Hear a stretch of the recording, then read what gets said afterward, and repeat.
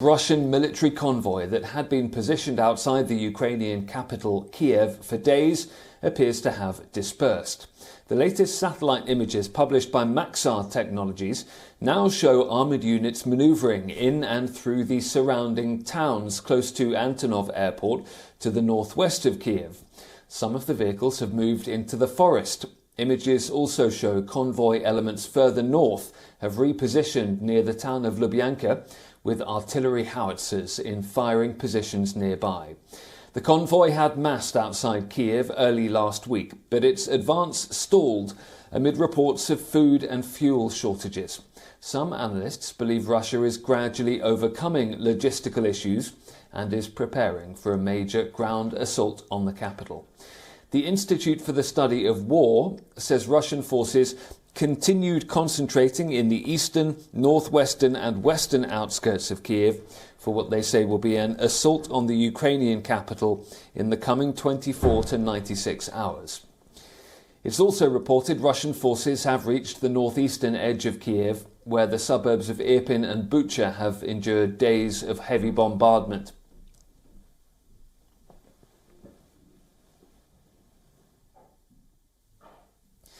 And we can go live to Kyiv now, where our correspondent Anas Malik is joining us. Anas, what's the latest you're hearing from inside Kyiv about where Ukrainian officials believe the Russian military buildup is outside the city? Well, the Russian military buildup, Oli, is at 2 points outside the city, in the northwest and in the northeast, near Irpin and near Brovary. I was trying to go to Brovary today and we went to the front lines, but we were not permitted beyond a certain point because there was an active war situation over there. Now, I'm standing at the Leningradska Square in Kyiv. It's in the outskirts of Kyiv, and there are digital signboards. I would just like to show you that that are around, which talk about in Russian that NATO close the sky now. And these signboards would be found in abundance. These are digital signboards. They change their color and then they say that NATO close the sky now because and it's not a request. They also read that it's not a request. The Ukrainian people are begging for this. So that goes on to show the extent of the situation here on ground. You'd see these iron rods around me, right behind me. They've been put up in abundance around the city in order to prevent any tanks movements. Iron rods like these or tire busters have been put up around the city. Trenches have been dug up. More and more sandbags have been placed in the city. We're seeing more and more volunteers who've been picking up arms. They're guarding the city checkposts in order to prevent or repel any aggression from Russia, Oli. And Anas, let's talk about that potential Russian aggression in Kyiv. With all these reports about the possibility of a major assault on Kyiv coming fairly imminently from Western agencies, how is that affecting morale inside Kyiv and the atmosphere in the city? Has there been a shift?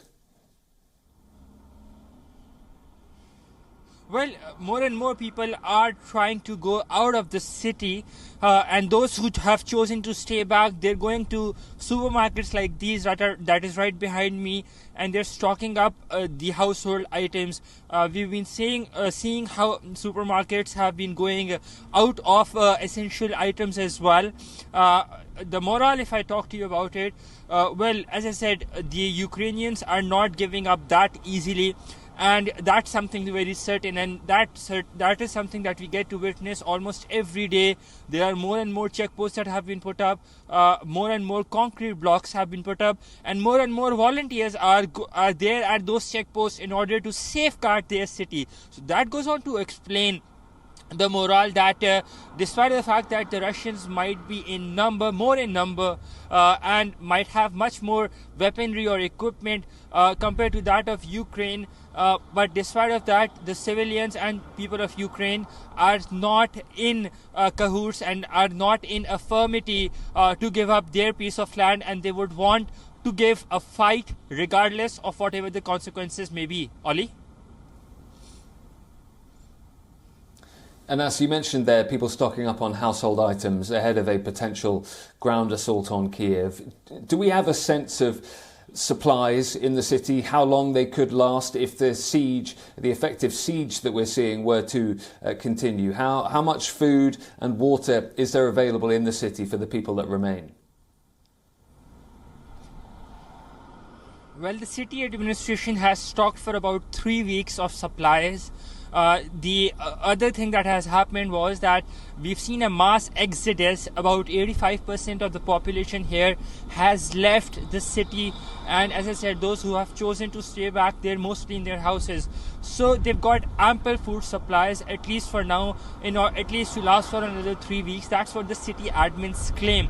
Having said that, the other thing that is to be noted is the fact that the supplies are also coming in from the west towards the center, to where I am, towards the capital of Kyiv. So trains that are going with refugees, fully filled up with refugees from Kyiv to Lviv or to other parts of the country that are considerably safe, they're being returned without passengers, but with supplies or with essential items. So that is also helping to stock up items in these supermarkets. The supermarkets, they do go empty by around 4 p.m.